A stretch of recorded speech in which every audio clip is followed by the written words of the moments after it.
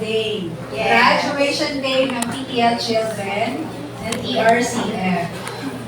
And we are thankful sa bawat isa na nandito para ma-witness and ma-congratulate yung mga students na mag-moving out and mag-take na sa another level ng kanilang faith. Okay, yes. So, okay, we'll have our opening prayer first, which will be led by Ali, Dora Alison. Ali, here.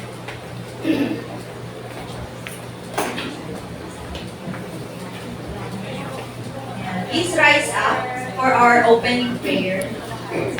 Ay, sorry. Excuse me lang po.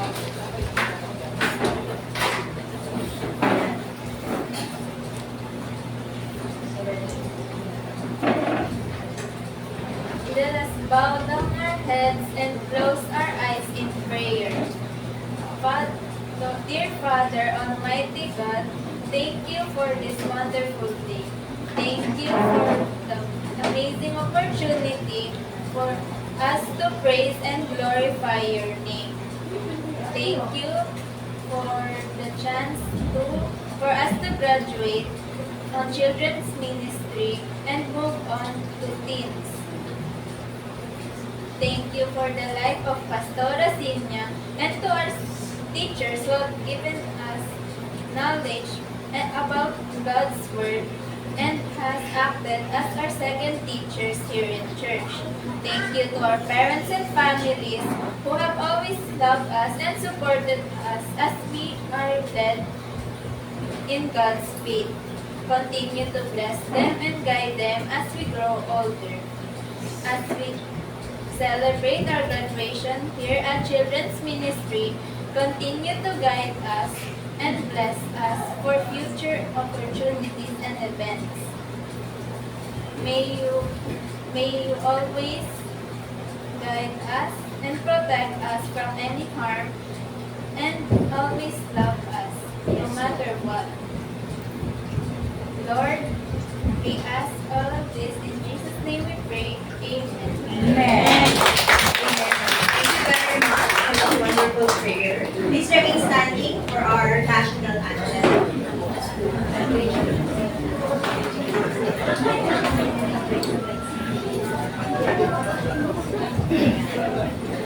Tingin natin ang ating prayer. Mga kababayan, ang pambansang awit ng Pilipinas.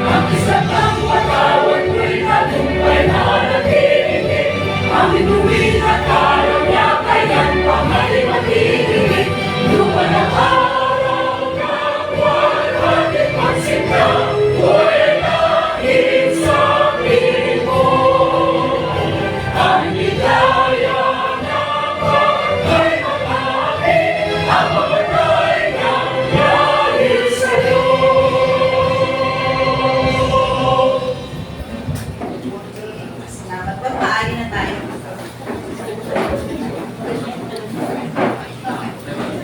So,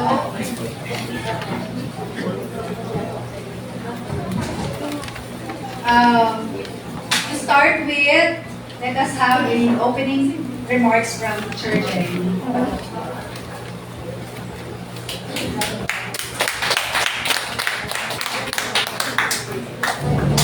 Good morning. Guerra adorata, Trino del Sol Lugar. Hindi natin alam yun, no? Ano yung language yun?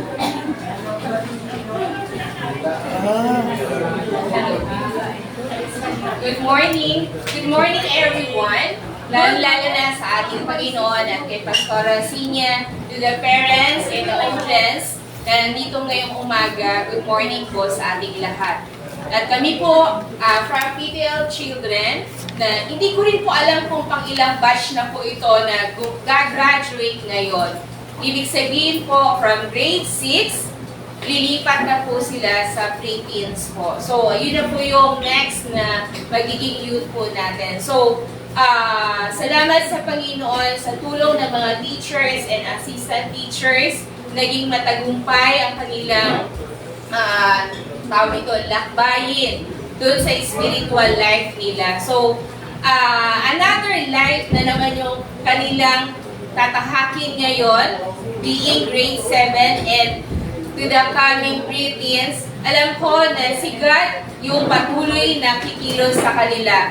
At salamat po sa mga panalangin ng mga magulang, ng mga teacher, ng pastor, at ang bawat isa sa atin na nanalangin para sa children ministry. And now, meron tayong bunga na gagraduate from elementary po. So, salamat sa Panginoon kasi siya yung palaging tumutulong sa atin para magkaroon ng katagumpayan ng ating church, ang ministry na ibinigay niya sa amin. So, proud po kami sa tulong ng Panginoon para i-present ang mga graduate ngayong umaga. Again, thank you sa pastor natin, thank you sa church na ginamit, thank you sa mga teachers, sa mga magulang, at kayo po na nandiyan, nakabahagi ng buhay nila bilang mga ate, kuya, tita, tito, mga magulang. Maraming pong salamat. Sa Diyos po ang pagpupuli.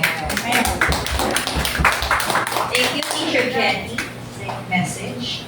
And tawagin ko rin po si Pastora Sinya Aquiles para sa special message niya para sa mga children na graduates. Palakpakan po natin.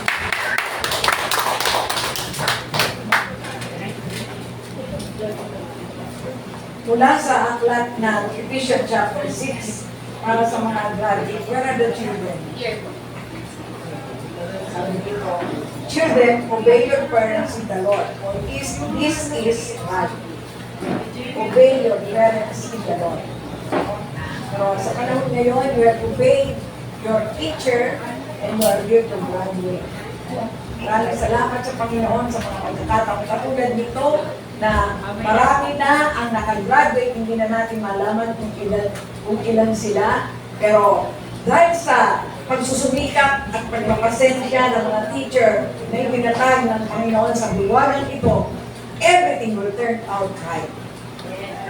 So, konting paalala lang, children reveal what they want to say. Ang mga bata ay nagsasabi kung ano ang laman ng kanilang mga puso. No? At ang sosyedad, sabi natin, ay pinupuno, nag-uumpisa ito sa pamilya. At ang mga anak ay isang bahagi ng pamilya na sila ay dapat na inaalagaan, dapat na pinapakinggan kung meron silang problema. Huwag nating hintayin sa mga parents na magsabi pa ng problema ang mga bata sa iba. Kailangan laging attentive ang mga parents kung ano ang gustong sabihin ng kanilang mga anak. Ulitin ko, children reveal themselves. Gusto nilang makausap ang magulang, makausap ang mga kasama sa bahay, hindi yung lahat busy. No? Dahil pag hindi natin papakinggan ang mga batang ito, ang sosyedad ay apektado. Bakit? Sa iba nila sasabihin ng kanilang gustong sabihin na hindi nila naiintindihan. Gusto nilang magtanong, huwag nating hayaan sa ibang tao pa sila magtanong. Ito ang isang kapamaraanan kaya sila ay nag-aaral dito sa church pero malaking tulong pa rin ang mga magulang sa ikalalago ng kanilang mga kaalaman. Hindi natin ipagkakain ito. Ang mga anak gusto tayong makausap. Ang mga magulang gusto makausap ng kanilang mga anak pero sometimes ang mga magulang ay busy na. Marami nang ginagawa. Mamaya muna ako kausapin. Marami pa akong gagawin. Pag gano'n ang ginagawa natin, matututong makinig sa iba ang ating mga anak. Sometimes, sabi niya, yung pagbaba ng kwalifikasyon ng isang pamilya ay nagmumula sa pamilya mismo. Ang pagbaba ng kalidad ng isang gobyerno ay nagsisimula sa hindi natin pagtingin, sa hindi natin pagbibigay ng oras sa ating mga anak. We have to listen. They have so many things to ask you. Bakit nangyayari ganito? Bakit ganito? Bakit ganyan? Parents must always be there to listen, to give advice, to give love and protection. Sa ganitong paraan na available tayo lagi sa ating mga anak, nararamdaman nila ang closeness natin sa kanila at wala silang ipaglilihim anumang bagay sa atin. Because, sabi nga natin, mahal natin ang mga anak, mahal ng mga anak ang kanilang magulang. Hindi nila ipagpapalit ang kanilang magulang sa anumang yaman dito sa mundo. Kung nakikita nila ang proteksyon, ang pagmamahal, at ang tiwala ng bawat magulang sa kanila. Kaya sa araw na ito, nagpapasalamat natin ang buong puso. In behalf of the Recent Christ Fellowship, nagpapasalamat tayo sa lahat ng mga teacher, sa pamumula ni Sister Jenny, sa kanilang pagtataga, sa kanilang always available to listen and always available to teach these children. Maraming salamat po. Thank you po, Pastora Sonia.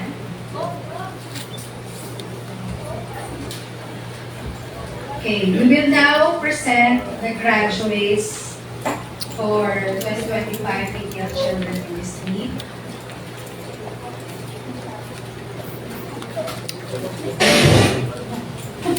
Wow. Ayun na po, mga girls. Graduates, please stand.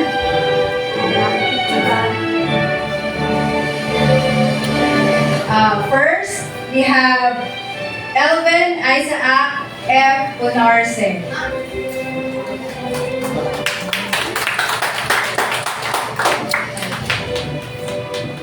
May we call yung parents, relatives para sa picture na rin after.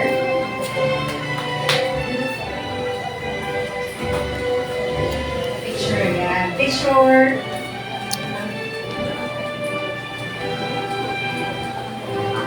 Congratulations. Congratulations, Isaac. Next is Next. Salty A. Cantona. So, wala si Zaldi. Tawagin natin yung susunod. Next is Laura Alison Asuncion.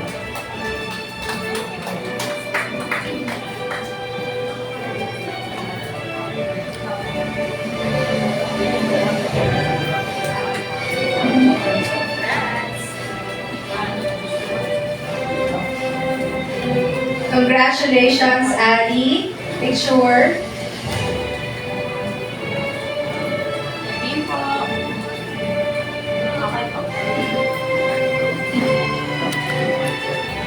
Thank you very much.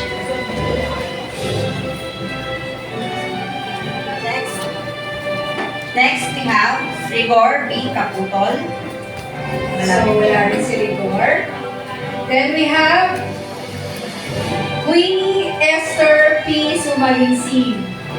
Congratulations, Queenie. Mommy.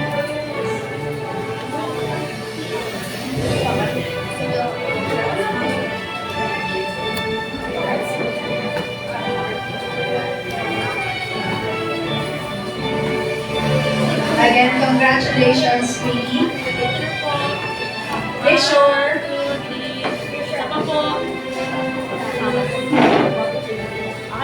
Thank you very much. Next is Jean Fern B. Badokdo. So, wala si JK. Okay, moving on to our last graduate. Yuana Harriet S. Liquid. Congratulations. Congratulations, Yuana.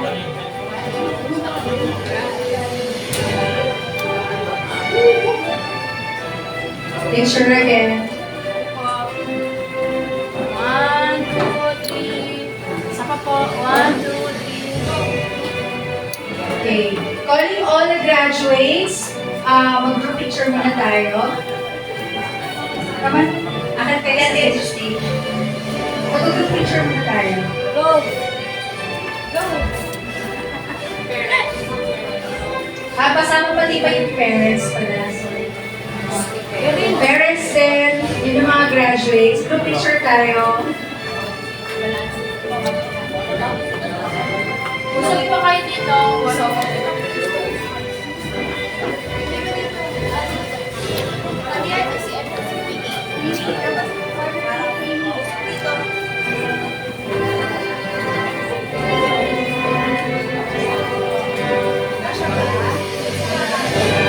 Okay po. Dito muna sa baba. 1, 2, 3. 1, 2. Ito lang po.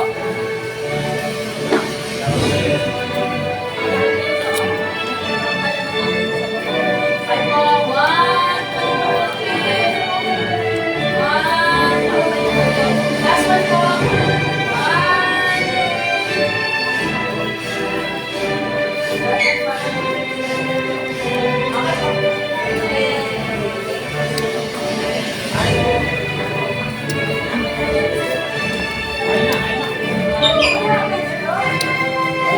Okay. Again, congratulations to all the graduates and their proud parents. Salamat din kay Teacher Jenny, Teacher Mari Chu, and Teacher Susan.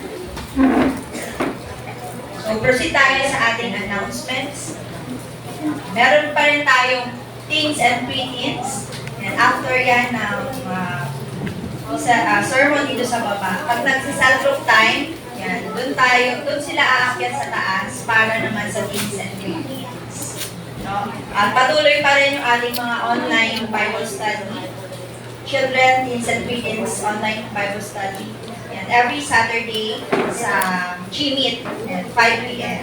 No? So patuloy pa rin yung kanilang pag-aaral ng Word of God.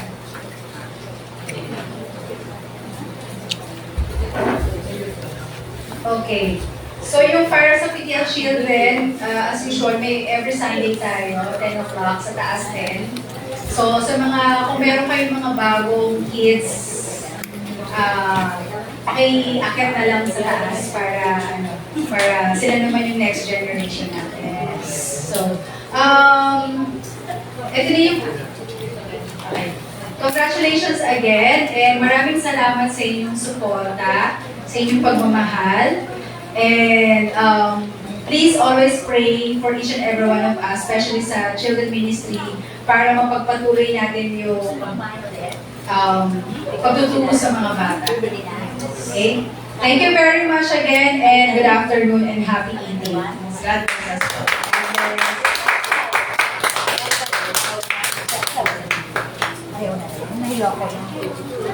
Happy evening. Okay na. Kasi una na sila kumain sa taas.